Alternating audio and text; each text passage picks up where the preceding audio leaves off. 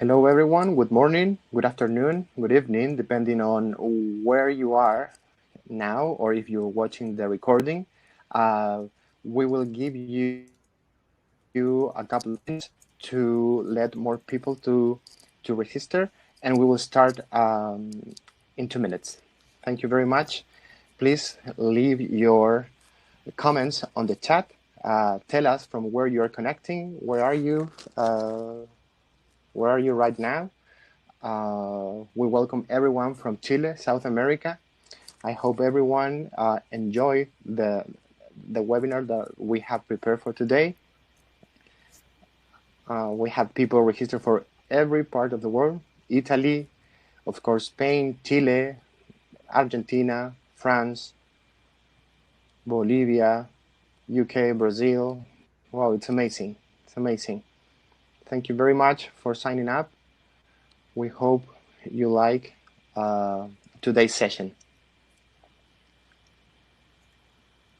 Wow, from Ecuador, United Kingdom, many different places around the world. Welcome everyone to this free webinar, Success Strategies for Freelance Translators. We expect everyone can take something from this session and deploy it and start using it as soon as you learn it in your current work.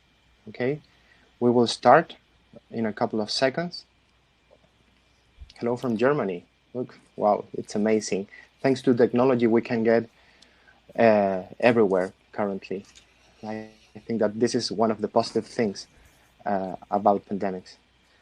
Very well, let's start. Thank you very much for being here today. My name is Renato Mendez. I am the director of Verba Volant, a language service provider based in Chile. We are MemoQ partner. And we also started developing these training programs for colleagues around the world in topics that we know you want to learn more about it. I will give you at the beginning some general information so you can enjoy the session. I will list a couple of things so you can enjoy it. These sessions will last 1 hour, and we will leave at the end sometimes to answer some questions that you may have. All questions have to be asked using the chat, please, or you can raise your hand if you want to talk. We will be marking your questions as questions, so if they disappear from the chat, it's because they are on our registration as a question, and we will let it from to the end of the session, of course. Of course, also use the chat only for the training-related topics. There's a lot of people sign up for this session, and following the chat could be a little bit hard. So let's keep it just related to the question that you may have. Also, if you have problems with the video or with the audio, you will have to press the F5 button in your computer if you're using your desk computer, or using the reconnect button that you can see at the upper part of your device if you're using a mobile device. Also, we recommend you to close other applications that may be using memory, your computer memory, or the bandwidth. So please keep in mind all these things so you can enjoy the session at the best. At the end of the webinar, you will receive an email from me, including the link to the recording and more information that could be useful for you, and just letting you know that this recording will be available for 10 days, so you can see it whenever you want during this period of time. I don't want to take much time, so I will ask you to follow us on social media so you can be aware of what we're doing, and you can sign up for other activities that we are organizing this year with excellent presenters and colleagues that are very well known, some of them authors or of books that we studied at university or that we are studying now to improve our professional our professional work. And I will leave you with Corinne McKay, today's instructor, today's presenter. We're very glad to have Corinne here. We're very glad that she accepted to be here and to develop the program. Hello, Corinne. Good morning. Hi there. Corinne, welcome to the session. I will leave you here with everyone. We have 250 people connected already. Woo. So I will leave you to present yourself and to start the presentation. I'm pretty sure they want to hear you and not me. I don't know about that. But yeah, most of Yeah, all, welcome. thanks. Yeah, thank you so much, Renato, for inviting me to do this. And I was just saying to Renato before we started that I really admire his entrepreneurial spirit and his commitment to the translation community worldwide for authoring these amazing sessions. So, oops. Hang on. There we go. Okay. So the reason that Quick Start is crossed out here is because when Renato and I were talking about the name of this session, and don't worry, I'm going to tell you guys a little bit more about myself in a second, in case you wonder, like, who is this person who's been brought to talk to us about freelancing? But we thought about calling it Quick Start Strategies for Freelance Translators. And the reason I left that on there with Quick Start crossed out is because there is no such thing as a quick start strategy as a freelancer. I think the reality is that it's a lot of hard work. And if you guys are here, that shows that you understand that. So here's some logistics for today. As Renato said, the webinar will last about an hour. All of you are muted, but we could unmute you. Renato is going to watch the chat. I'm running the slides, so it's a little hard for me to look at the chat. But if you have a question that needs to be answered immediately, he'll interrupt me. And also, I want you guys to tell me if I'm talking too fast. I don't have much of an accent, I think, for an American.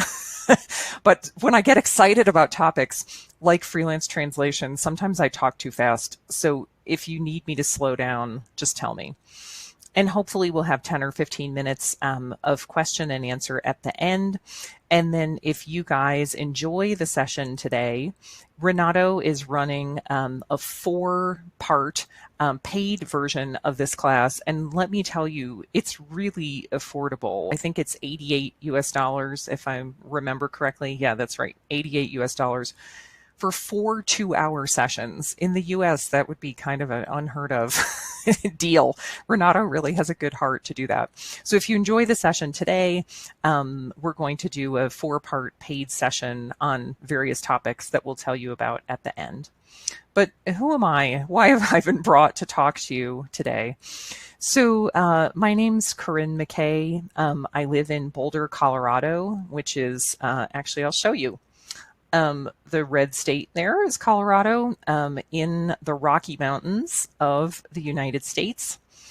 I've been a freelancer for about 18 years. Since 2002, I'm certified by the American Translators Association for French to English translation.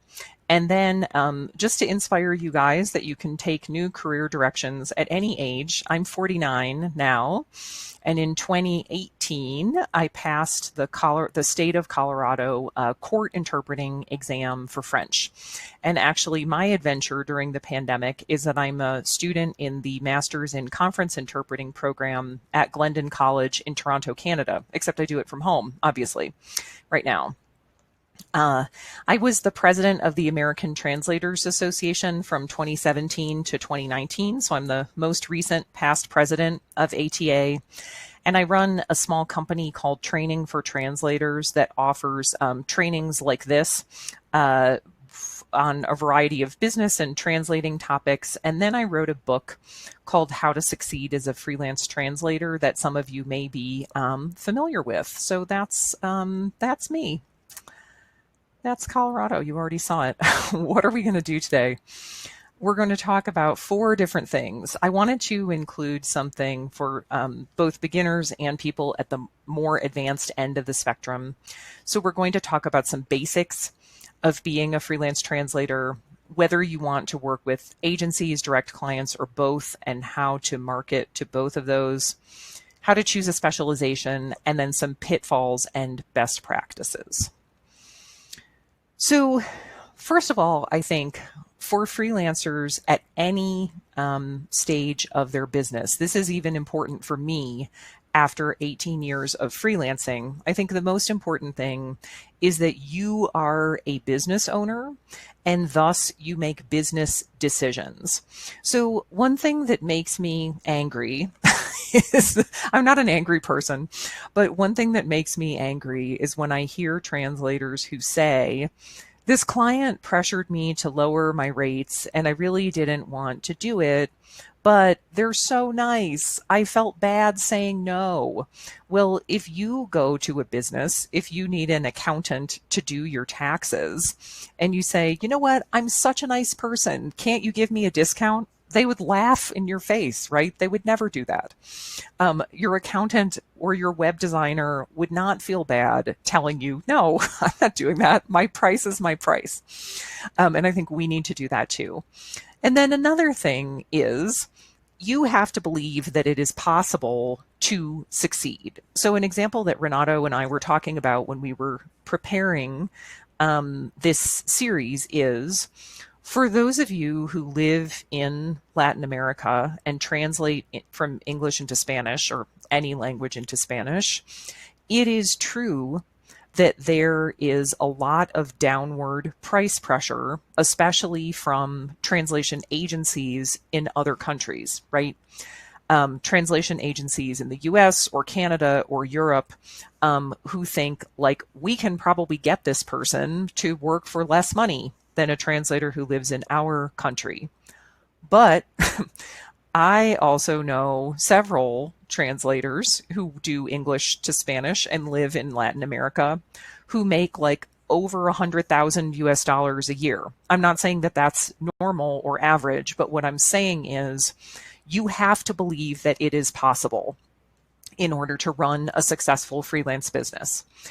And the reality, like I told you when Quick Start was crossed out, to be a freelancer, you have to work really, really hard over a very long period of time. And I have a little slide about that in a second. But here's some basics for anybody who is not really familiar with the translation and interpreting professions or industries. And I thought maybe there would be some of you here today that are just thinking about this, like you're in the idea stage of thinking, I speak another language, what could I do with it? The most important thing is translators write and interpreters talk. So I'm not sure about in your guys' countries, but here in the US, one thing that radio and TV reporters say all the time is like, President Xi Jinping speaking through a translator, Chancellor Angela Merkel speaking through a translator. And if you know that that's not correct, then you already know more than a lot of reporters do, because you can't speak through a translator. You can only speak through an interpreter.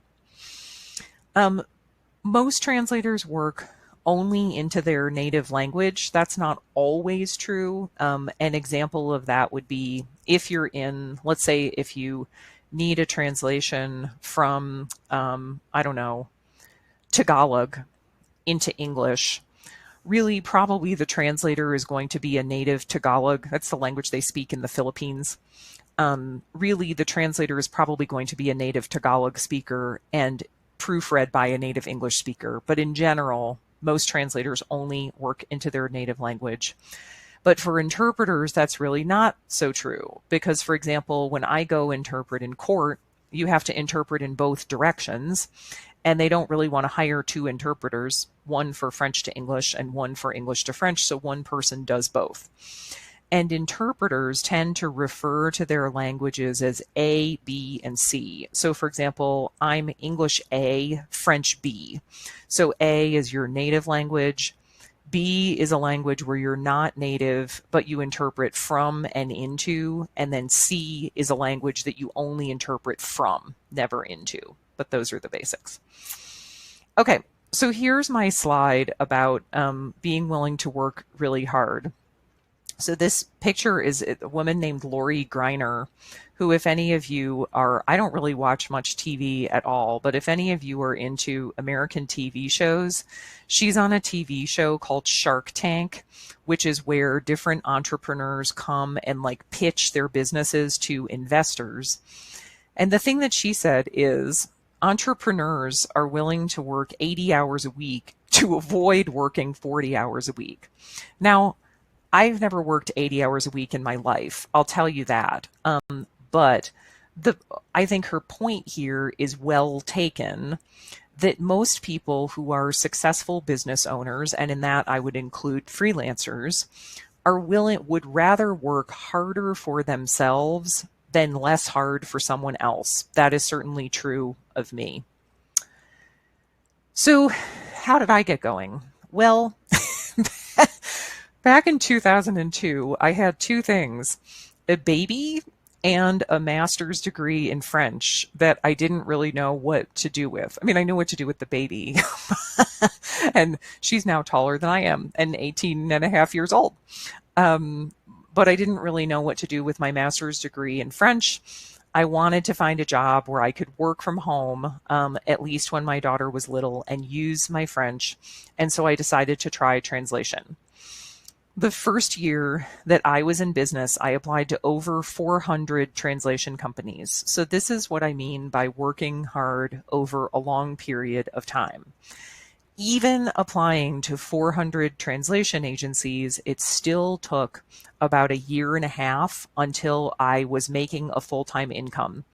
So the first thing when beginning translators come to me and say, like, I'm so discouraged, I've applied to 25 agencies and I don't have much work yet, that's the example that I give them. I applied to 400 translation agencies and it still took a year and a half to make a full-time income. And I did a lot of things wrong when I was a freelancer. Like, really, honestly, the whole reason that I wrote my book initially for freelance translators is because there were so few resources at that time on the business side of freelancing.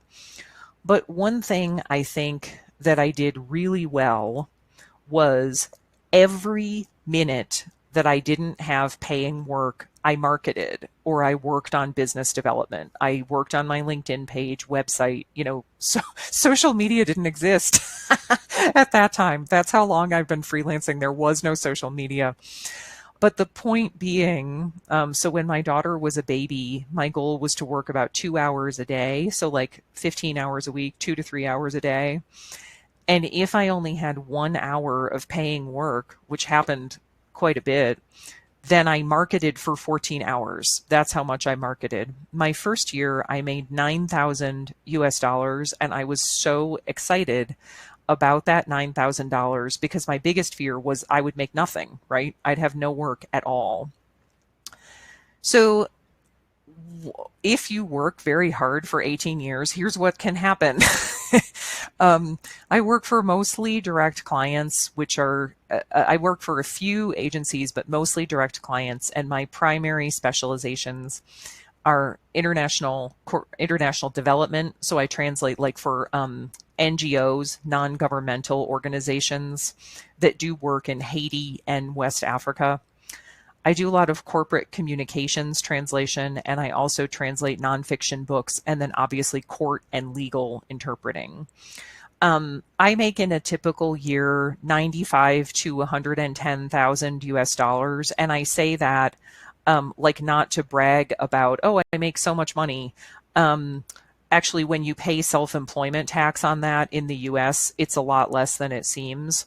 But also to say, I actually think that people who give other people freelance business advice should tell you how much money they make, because you should know what that person's perspective is. So I think that that's, realistic for someone who works in the US and European markets, which you guys could too. It doesn't really matter where you live. It matters who you work for. As I said, this year I'm doing a master's in conference interpreting, and a typical work week for me is like 35 to 40 hours a week. And I take about 6 weeks vacation, not so much now because there's nowhere to go, but I don't work crazy hours. Okay. Um, should you want to work for agencies, direct clients, or both? And we're going to look a little more in depth at both of those. So, of course, the answer is it depends.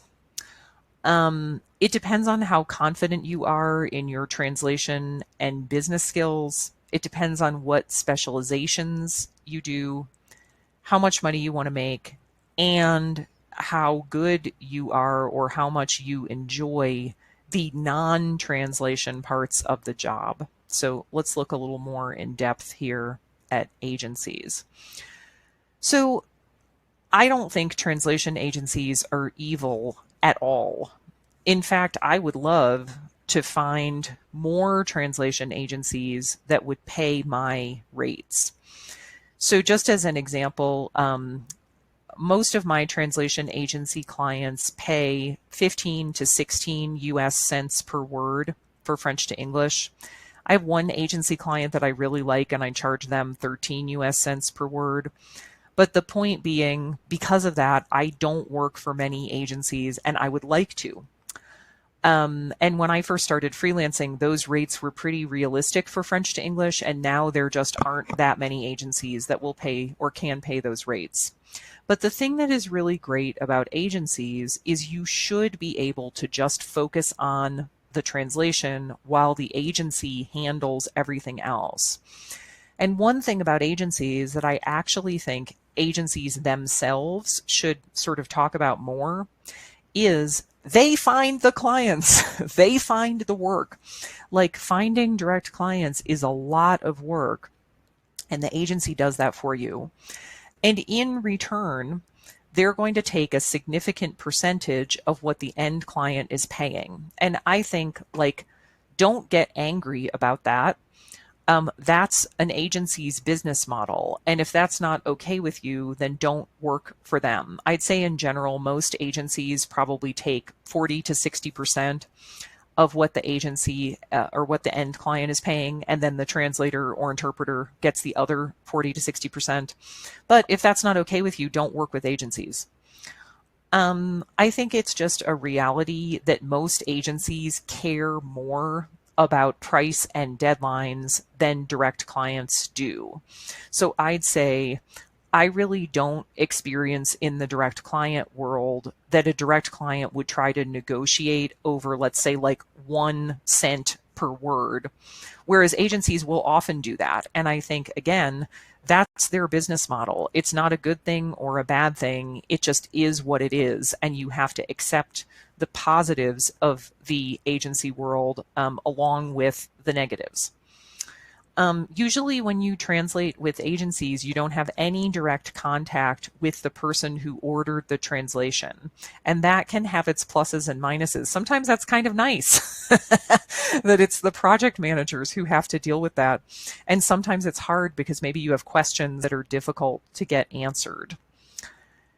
So the other option would be direct clients, which means you are working directly with businesses, universities, individuals. I actually work with a lot of individuals. That's what I'm going to do today after this webinar is over, is translate a bunch of university transcripts for an individual.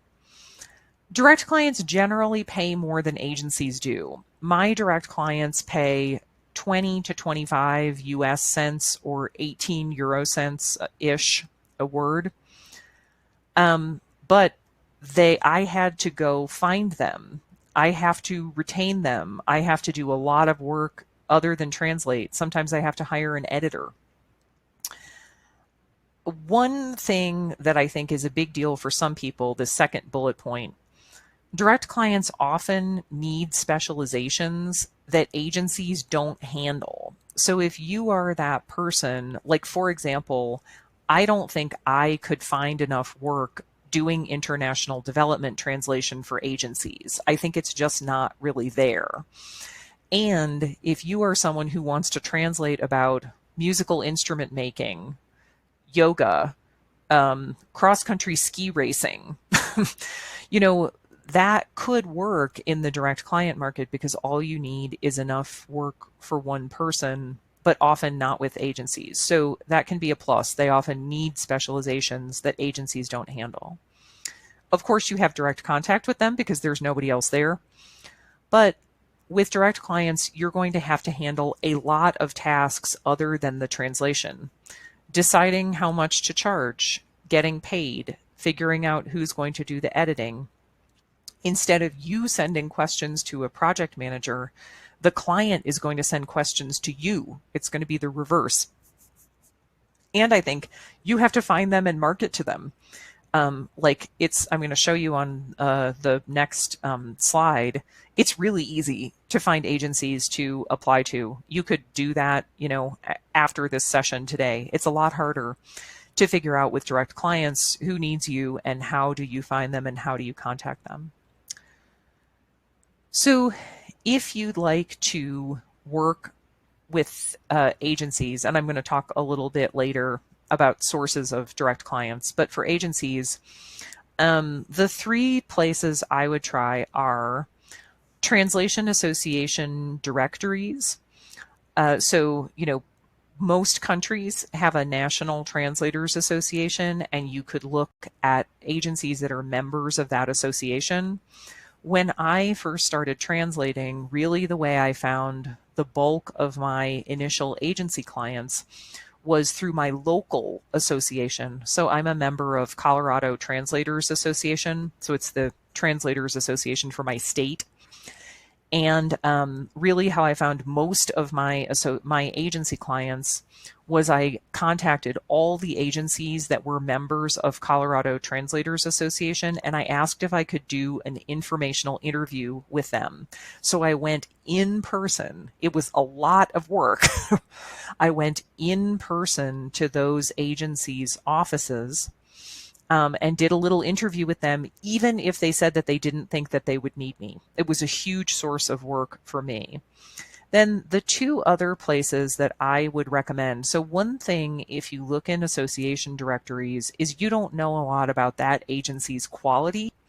And there's good agencies and bad agencies. So two places that I would recommend, and these aren't like affiliate deals, I don't get any money from them, is a website called Payment Practices, or if you are a member of Pros, pros.com. So for anyone who hasn't heard of it, pros.com is a huge job board and information site for freelance translators. And I don't find it that great a source of work, but it's a really good source of information.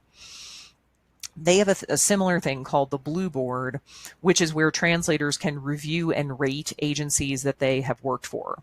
And I don't think that I would buy the Pros paying membership just to get the Blue Board. But if you have the Pros paying membership anyway, I think the Blue Board is a really good resource.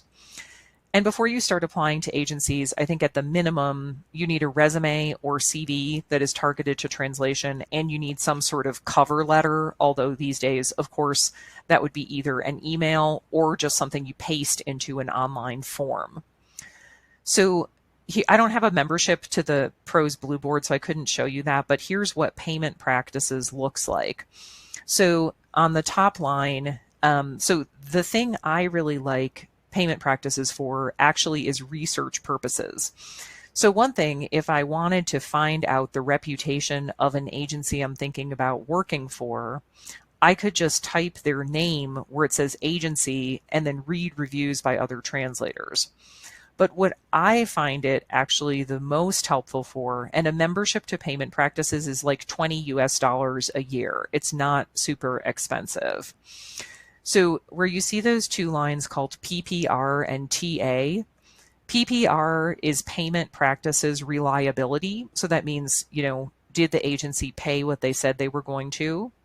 And did they pay on time? And then TA is Translator Approval, meaning what do other translators say? Do other translators say they'd be likely to work with that agency again? So one thing that you can do is just pick a country. So like I picked Chile, And I didn't actually do the search. I don't know what you'd come up with for Chile. I just set this up so I could photograph it for you guys, screenshot it for you guys.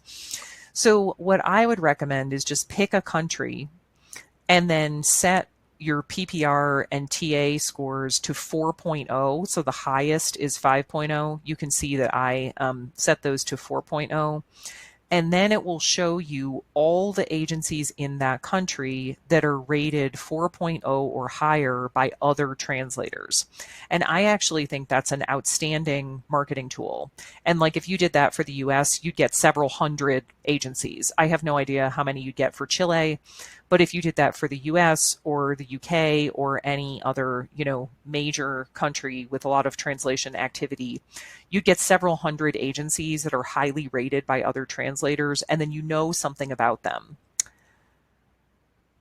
To apply to agencies is quite simple. I'm not saying that getting work from agencies is simple, but they're very easy to apply to. Basically, and I'm going to show you an example on the next slide. Go to their website. So you find the agency's names in a directory or on payment practices or on pros, or another translator tells you they like this agency. Go to the agency's website, and then you're going to look for a link that says something like freelancers, join the team, work with us. Then you fill out their application. And just be prepared that a lot of agencies are going to ask you for it's going to be a lot of work before you are accepted to work with them. So for example, a lot of agencies will require an unpaid test translation, or they'll require you to give references. Now, for me personally, like when I first started freelancing, I just applied to agencies like left and right. And I put a lot of time into agency applications that never resulted in any work because I didn't have any work. I didn't really have a choice. At this phase of my career, I don't do an agency's application process without asking them two things. So for example, I would not take a test and I would not give them references unless they answer two questions. Are my rates acceptable to you? So I would just say to a prospective agency, I charge 15 to 16 US cents per word. Is that in your budget for French to English translation? And do you need or anticipate that you will need additional French to English translators? Because I don't want to go through your process just to be added to your general pool of translators. I want to go through your process only if you think you might start sending me work right away. Now, when I was a beginner, I couldn't do that. I didn't have that luxury, right? I just had to apply to any agency that was interested in me, but now I wouldn't do that. So here's the kind of thing that you're looking for. I just screenshotted a couple agency websites here. So see on the top one, it says join our team. And on the bottom says job openings. And so those are the kinds of things that you are looking for. And then there will be an online application, or some smaller agencies just have an email address and say like, send us your CV or resume to this email address. Now, if you want to find direct clients, there are a few ways that you can do it. So as I said, it generally is more time consuming. But where I would start is kind of like the equivalent of a translators association. Every profession on earth, every industry on earth has a professional association. So a really good source of where to find direct clients to market to would be a professional association for their sector. So pharmaceuticals, immigration law, international development, they all have professional associations. And that saves you from just Googling pharmaceutical company Germany. You can look for example, a European association for pharmaceutical companies, and there are some, I guarantee you. Another place would be international chambers of commerce. So for example, here in the US, we have like a French-American Chamber of Commerce, a German-American Chamber of Commerce that indicates that those businesses do business between the two countries. LinkedIn is like a gold mine of information on direct clients. So if you have an entity that you would love to work for, like let's say for me in international development, if I wanted to work for like Doctors Without Borders, I go on LinkedIn and type Doctors Without Borders in the search bar, and it will, LinkedIn's indexing system is really, really good. I don't love everything about LinkedIn, but LinkedIn's indexing system is really, really good.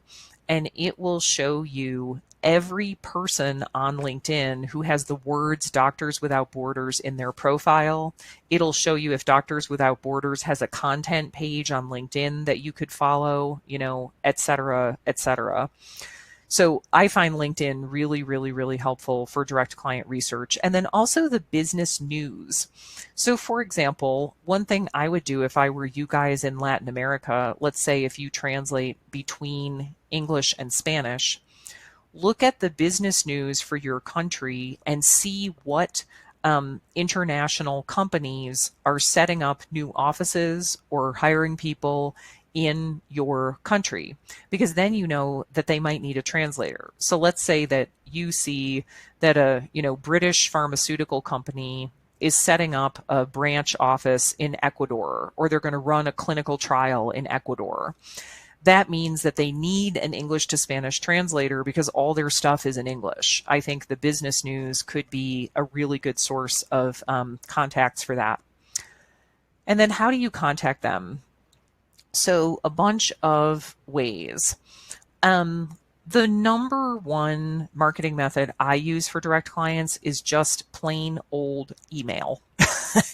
It's boring, but it works.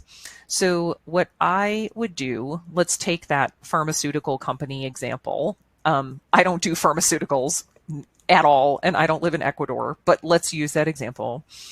What I would do is go on LinkedIn and see if I can find someone who works in an appropriate position in that pharmaceutical company. So someone like Latin America manager, international clinical trials manager, international communications manager, international marketing director. And then it's not that hard to find people's individual email addresses. So sometimes it's on their company website, or sometimes you can use, and I won't go into this too much, but you can find them, specialized search tools online. And the one I use, actually, let me switch over to the chat. Hopefully nothing bad will happen here. So the tool that I use, I just typed it in the chat, is called hunter.io. I won't explain in depth what it is, but point being, it's not that tough to find people's personal email addresses. And I'm going to show you on the next slide an example of the kind of email I would send, but I just send them an email. You could also send paper letters in the mail. I've actually had pretty good success with that. One thing I would definitely recommend is attending their conferences, especially now that you don't have to travel. So I will tell you guys that students in my marketing to direct clients classes who have had a huge leap in their direct client businesses, like I have 2 students that I can think of at least, who went from no direct client work to more work than they could handle in 1 year. That sounds like a crazy advertisement, but it's true. In 1 year, by attending client conferences. So for example, one of them is a French to English medical translator, and she went to medical conferences in France. So pretty much she's the only translator there. A lot of those companies translate into English, and she had really like more work than she could handle within a year. And I would particularly take advantage of that option now that you don't have to travel, because I think for a lot of people, that's the huge barrier, is traveling. LinkedIn, we already talked about. Network with other translators, write articles and things like that that they might be interested in and might contact you about. And then advertising. I'm not crazy about advertising, but for example, on specialized websites, like if there's a specialized website for your target industry, I think that could work. So when I talked about email that I would send, here's an example of what I would say. As a French to English translator specializing in the development sector, I recently came across your website while researching NGOs working in Senegal. I can imagine that there might be a need for a French to English translator to support your products. Would you be the correct person to speak with about offering my freelance services? So I could send this to them via email if I can hunt down their email address, or I could send this on LinkedIn. A couple of options there. And honestly, I think that this is a pretty successful marketing technique if you send a lot. I would estimate that to find one new client, you're going to be sending probably 100 at least emails like this, because a lot of people just aren't going to respond. But I have pretty good luck with this type of marketing because it's fast and easy, and I can just do it when I have like 10 minutes. A few resources that I would recommend if you guys are interested in marketing, and just Google these and you'll find everything you need to know. There's a guy in the US named Ed Gandia that if you haven't heard of him, you should definitely follow him. He does a blog and a podcast for freelance writers, but really most of it is applicable to translators too. And he is sort of the guru of this method called warm email prospecting, which is exactly what I just showed you, where you're sending emails to people you don't know, but you're doing it in a targeted way, not like, "Dear sir, could you use a Spanish translator?" So I love Ed Gandia. Check out his stuff. Then some of you guys may know a US-based Swedish translator named Tess Whitty, and she has a fantastic blog and podcast called Marketing Tips for Translators, and there's years and years of content on there, more than enough podcasts to keep you busy during all of your exercise and driving for now in the next couple of years. And then I'll also take the liberty of recommending my blog, which is at trainingfortranslators.com. I've been doing it since 2008. Yikes. And there's like 800 posts on there. So I think some of those might be helpful too. Okay, moving on. We're going to talk about specializations and then do a little wrap up, and then I'll take your questions.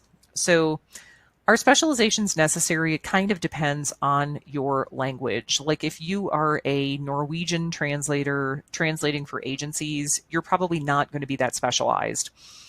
But if you do Spanish, if you work with direct clients, you have to have a specialization because that's how you narrow down and find the higher paying clients.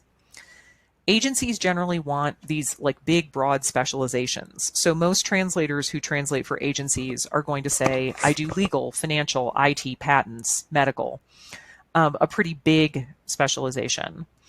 Whereas direct clients, nothing is too narrow. So for example, the story I told you about my student who went to the medical conferences in France, the only thing she translates for direct clients is information related to orthopedic implant devices. So for example, artificial hips, artificial knees, or, if you like crush your finger and you have to get your finger joint replaced, all she translates about is orthopedic implants.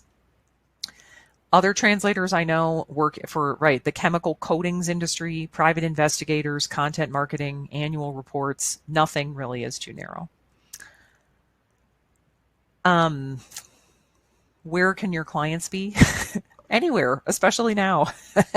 I have a lot of translation clients that I've never met in person. And especially these days, really now, even for interpreting, your clients can be anywhere. So I know a number of interpreters based in the US who are now working pretty close to full time for clients in Europe, and they just work on European hours. I mean, it's kind of awful for your personal life because you have to be online starting at like 3 o'clock. They work like 3 o'clock in the morning until noon or something like that.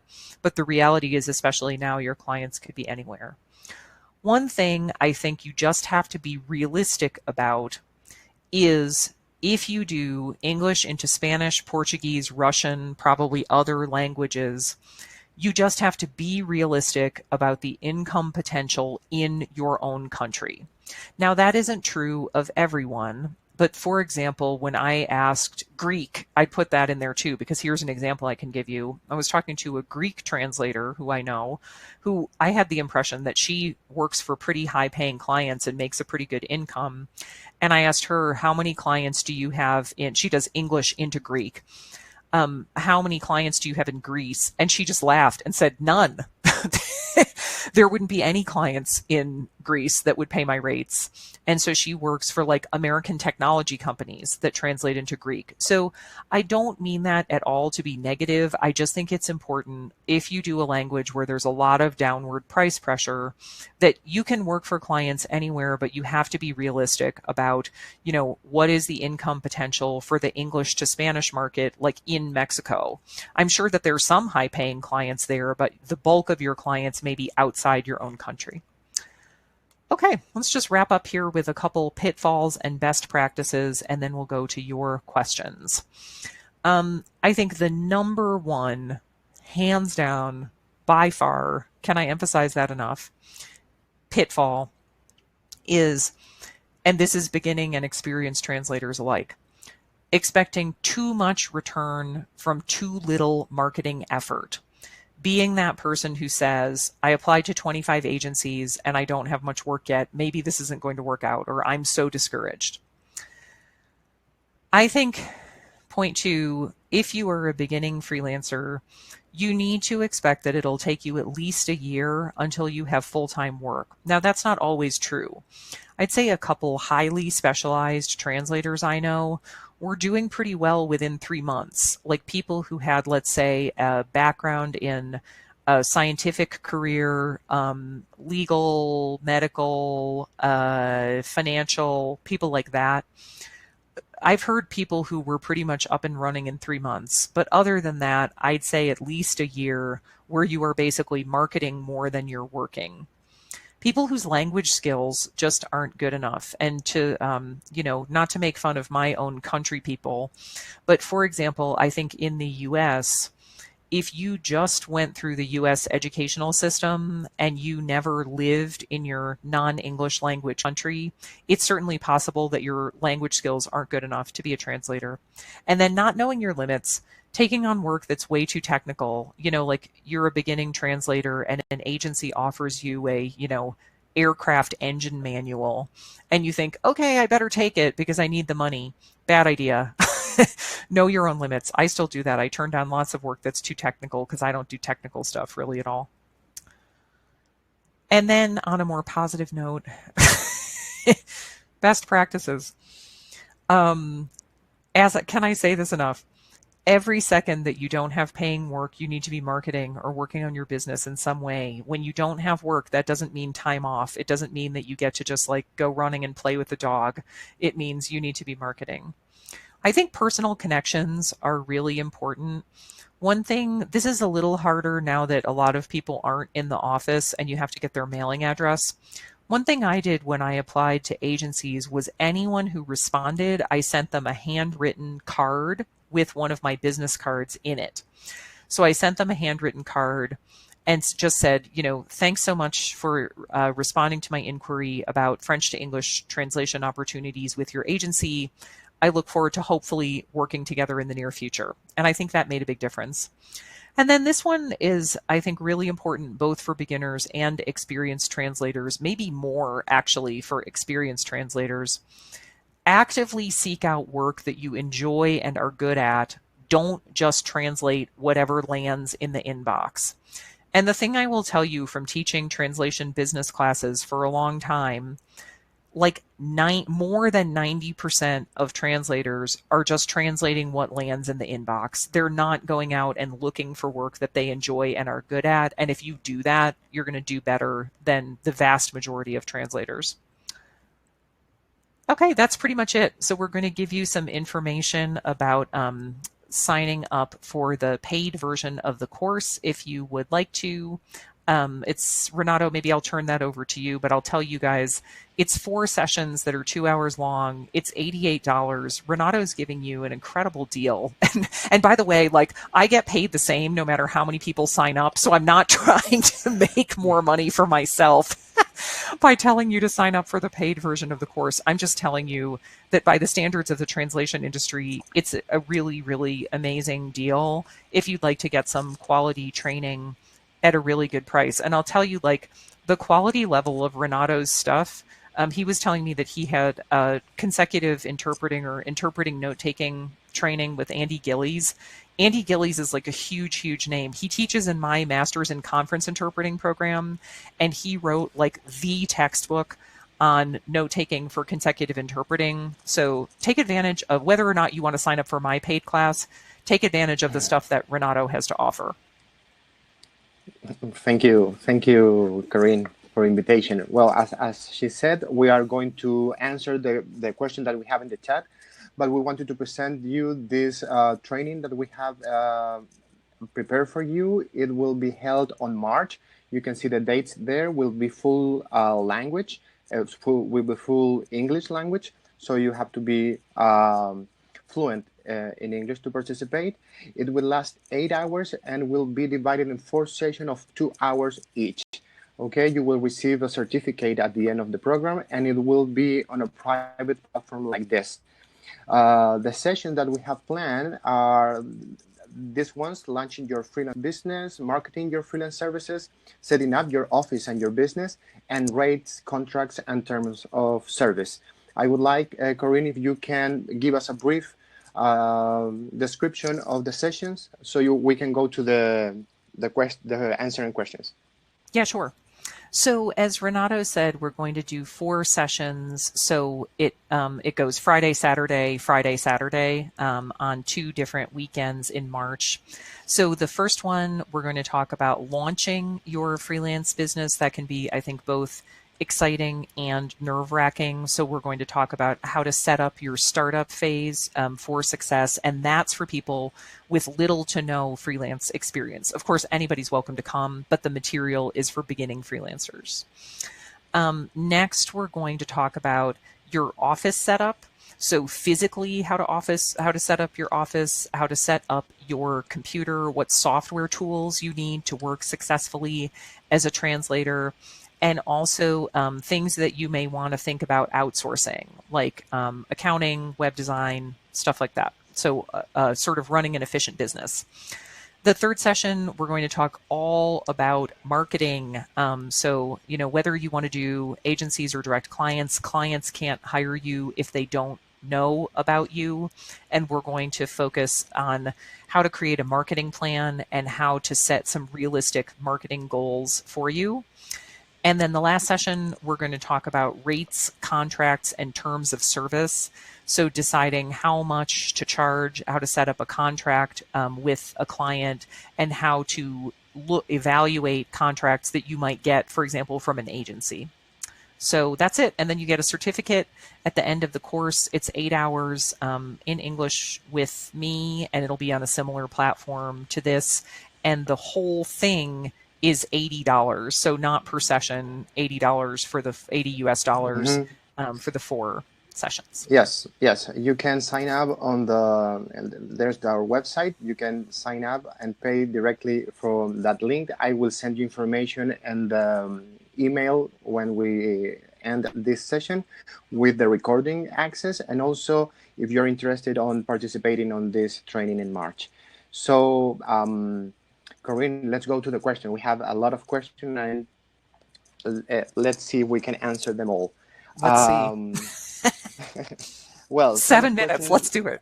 Yes, some of them have to do with the how detailed the curriculum have to be. How much information do I have to put on my curriculum to call the attention of agencies or clients? So on your resume, CV, different countries call it different things, just the document you're going to send to an agency. So I would say for American or European agency, and Renato, maybe you want to say for Latin America, because I don't have any Latin American clients, so maybe you want to give that perspective after I do. 1 to 2 pages. And if it's 2 pages, make sure that all of the important information is on the first page. And more than that, write a summary. So you have, I think it's good to put a picture. That's a personal decision. That's something that's kind of changed in the US and European market over the years. I like putting a picture. So for example, on mine, there would be my picture, my contact information, my title, French to English translator, specializing in international development, corporate communications, nonfiction books, French to English interpreter. And then right below that, I have a short paragraph that is sort of like the text that you would put on your website homepage or your LinkedIn about session. So mine would say something like, French to English translator and interpreter, 18 years experience as a freelancer, then my specializations. Because if people only read one thing, you want them to read that. And then I'd say for the US or European market, typically you would put your freelance translation or interpreting experience. If you don't have any, put your language related experience, like if you've been a language teacher, if you've been a bilingual journalist, things like that. Then you'd put, and I like to put some sample projects to give an agency an idea of what I do. You want to put your education, and then some people put testimonials. So a quote from a client that says like, working with Renato was such a pleasure. We had a large rush project and he met the deadline and our end client was extremely happy with the results. But I think for the US or European market, keep it short, 1 to 2 pages. 1 page is better. If you really can't fit 1 page, make sure the important stuff is on the first page, and always, always, always have a native speaker proofread it. So for example, if you're in Latin America and you're doing it in English and you're a native Spanish speaker, the best would be to have a native English speaker translate it, but at least have a native English speaker proofread it. So I don't know, Renato, do you want to say for Latin America sort of what the convention might be? Yes, I would say the same 1 page. At least we as an LSP receive a lot of CVs every day, of course, and we pay attention to experience, of course, education and references. We pay a lot of, we Oh, love cool. when they have references on the CV, because we call those references to see how was Oh, the work with them. Yes, I would oh, say good to that know. this 3 Cool. points and was just 1 page of CV is enough for us to at least select that people, that translator, and set up an interview, of course, and we call the references. Cool. Good to know. Well, the other question is regarding who you contact within the agency, who you contact with your finding for direct clients. Who is the one in charge? Is the marketing one? Is Yeah. So my take with most direct clients would be who you don't want to contact is human resources because they don't know what to do with freelancers, and the executive level people because they don't have time. So the thing I always tell people is if you can't figure out who might hire a translator, like who might be in charge of translation. I mean, if you get lucky, like the other day, I was doing an example for one of my classes. And when I put that company's name into LinkedIn, one of the people it showed was their translation coordinator. Like, ding, ding, ding. That's sort of the dream scenario, but that doesn't happen that often. So I think the best is if you can find the kind of person who might need you. So for example, for me, if it's a French to English international development client, what I want is someone whose title is like West Africa program manager, Haiti program manager, because I know they deal with French. If you can't find that, I think someone in marketing or communications is simply the most likely to respond because it's their whole job to communicate about this company. So, if you are applying to, let's say, a big immigration law firm, the best would be to find the immigration lawyer who deals with your languages, the person who handles like Latin American immigration cases if you do Spanish. But if you can't find them, I think the marketing or communications person, they probably don't hire the translators, but in my experience, they're the most likely to write back. Oh, Corinne? Yeah. Yep. And what do you recommend for asking for feedback to clients? Ooh, that's a big one. I mean, Mhm. so I'd be interested to hear what you have to say too, Renato. I think the important thing is to tell clients that you're open to their feedback, even if it's negative or constructive. So, one thing that I tell every client, agency or direct client, is I want to have a long-term relationship with you, and your feedback is really important to me. So even if you have negative feedback or there's something you think I could do better, I want to hear that. You're not going to hurt my feelings. you know, I'm Mhm. here to serve you. And so I want you to tell me that. But I think the hard part is um, realistically, and I think understandably, sometimes agencies don't want to do that because they think the translator is going to get really mad and argue with them. So I also think it's important to understand that if an agency just stops working with you again and doesn't tell you why, that's up to them. That's okay. They're not like I think a lot of people, if they fail a translation test, they get really angry that the agency won't give them detailed feedback. And honestly, I understand why agencies don't want to do that because they think like, I don't want this translator like sending me hate mail and telling me that I'm wrong.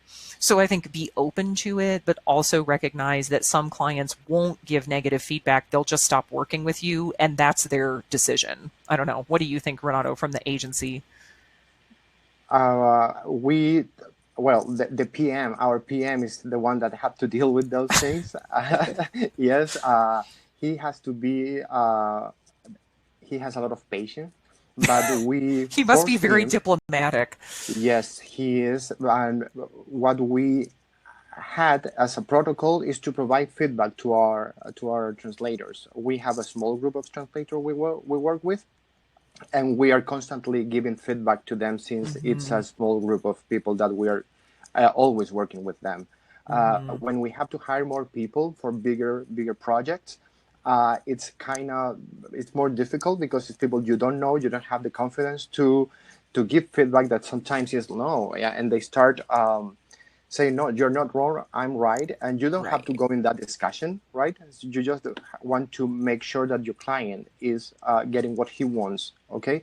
But I would say that the feedback is important, and your openness to receive it as a freelance is Hmm. important for the agencies too, Hmm. because sometimes the PM says, I don't know how to say this to her, she's a good translator, but I don't want to hurt her feelings, But she you had a know? bad day. She was tired. She was rushing. Maybe, Like this is, maybe, well, but but that they the say like this isn't this person's usual level of quality. Something must have absolutely, been happening. absolutely, and the openness of the freelance is important Hmm. to create that link. Big time. Yeah. Mhm. I think a couple of more. We have a lot of questions, Corinne. I don't think that we can cover them all. Okay. But at the end, I would say, what are your suggestions for people that is just graduating and want to start a freelance business, creating a website, getting a specialization from online courses like Coursera, edX? What do you think about those courses, for example? Hmm. I love Coursera. So here, if any of you guys have never heard about it, I'll type it in the chat. Let's see, Coursera. There we go. So Coursera, I think that that's an outstanding way to develop a specialization if you have the discipline to follow through on the, self-paced online courses. The thing that's amazing about Coursera is it's really high level university professors that teach the classes. So I think the quality is much higher than a lot of, your average online course. And it's free or close to it. Their courses are either free or maybe it's like 20 US dollars, but you have to have the discipline to follow through on it when no one's like keeping track of what you're doing. And I just think as a beginner, you have to be creative and you have to be a really hard worker. So I'll give you an example. So I had a student in my class for beginning translators who lived here in Colorado, and he was English into Spanish, which you think is, one of the language combinations where it can be harder to find, clients, good clients, because there are so many people doing it. So he came up with this idea that the city of Denver, which is the capital of Colorado, they have all these tours of Denver. I mean, not now, but this was before the pandemic, where you walk around with a guide and learn about like the historic buildings. And he said they should have those tours in Spanish.